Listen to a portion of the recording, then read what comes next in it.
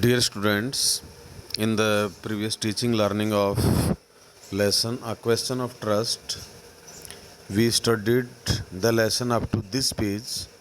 And this is page number 3 of this lesson, and today we will proceed further and we will learn from lesson number 4 and page number 4. So let us start. Horace said, I would of course cut the telephone wires first, and then he hesitated, a smile on his face. I would make sure that you could do nothing for some time. A few hours would be enough. और इसने कहा कि आप phone करते उससे पहले मैं wires यानी कि फ़ोन के तार को काट देता और आप कुछ नहीं कर पाते. She looked at him seriously.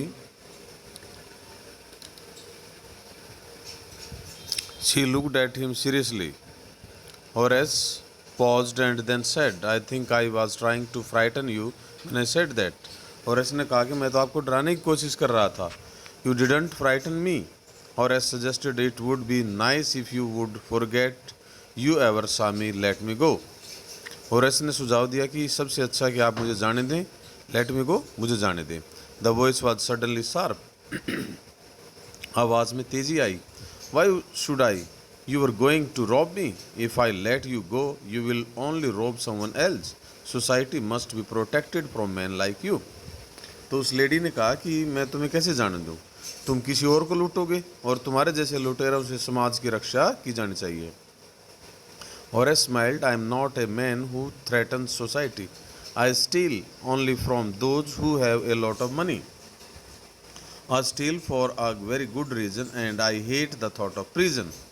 कहा कि मैं तो केवल उन्हीं लोगों से चोरी करता हूँ जिनसे की जानी चाहिए और मुझे प्रिजन यानी कि जेल के नाम से नफरत है. She laughed and he begged, thinking that he had persuaded her.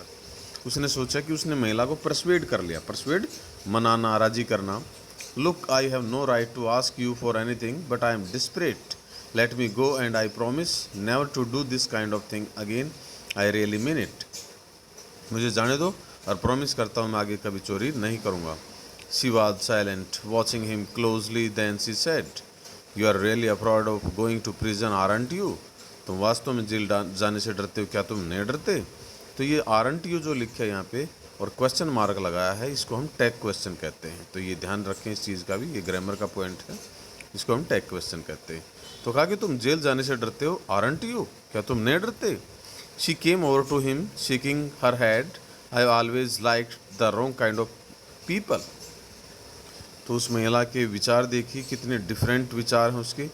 करे कि मुझे हमेशा गलत आदमी पसंद है. इसका मतलब वो जो है एक विलन है किसी किस्म की. She picked up a silver box from the table and took a cigarette from it. Horace, eager to please her and seeing that she might help him, took off his gloves. Horace ने अपने gloves ये दस्ताने उतारे और cigarette lighter महिला को दे दिया.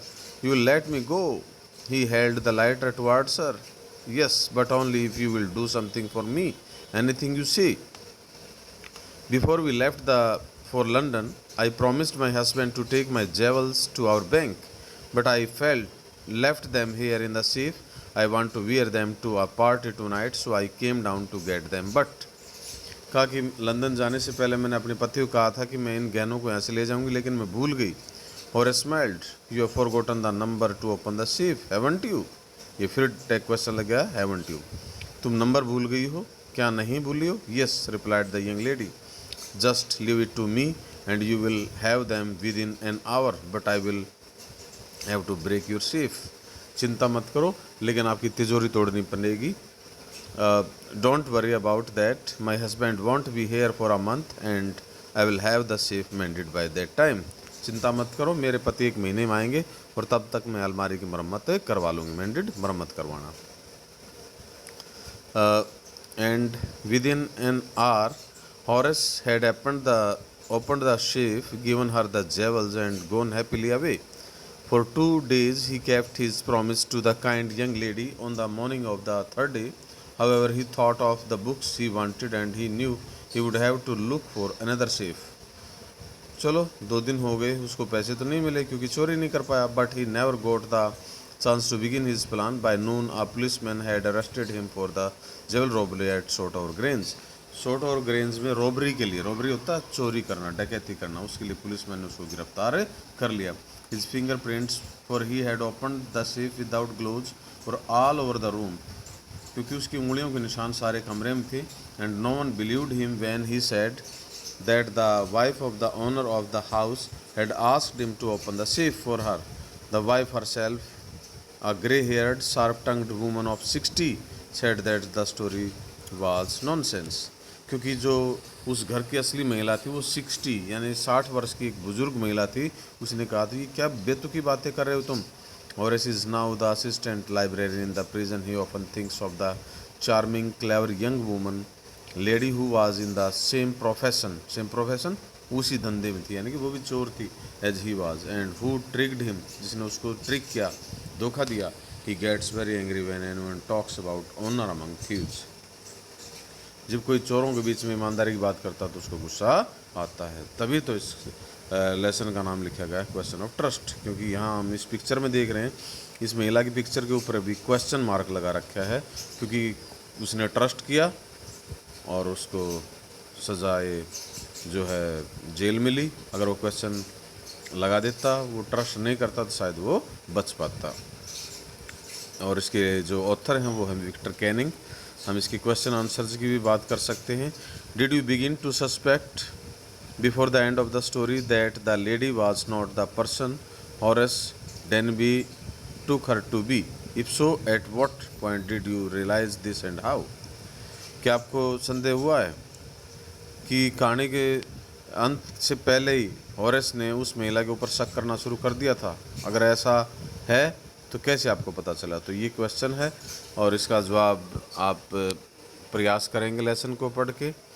लेकिन हम ये कहेंगे कि नहीं, उसको ऐसा डाउट नहीं हुआ था.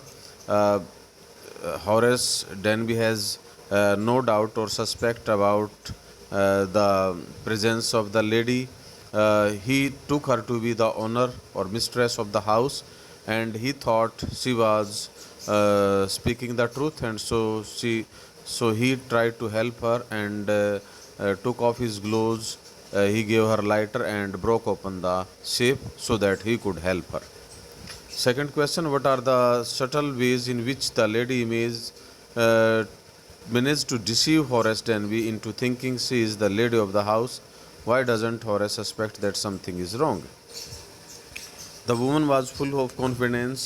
The dog of the house was also rubbing with her, and Horace thought that she was genuine owner of the house, and all these things made him do so. Third question, Horace Denby was good and respectable, but not completely honest. Horace Denby अच्छा था लेकिन पूरा अच्छा क्यों नहीं था? अच्छा इसलिए था क्योंकि वो ताले बनाता था, he made locks, he red books, and he was hard working person. But he was not completely honest because he broke open a safe each year so that he could buy some books. So we can say he was not completely honest. Horace Denby was a meticulous planner. Meticulous होता है active, मेहनती था, वो चुस्त था, योजना बनाता था, लेकिन फिर भी उससे गलती हुई. कैसे गलती हुई? Horace Denby was hard working. He made locks. He broke open a safe every year. He made good plans. He studied the house. He inspected the house which he wanted to rob. But this time he faltered. A young woman cheated him.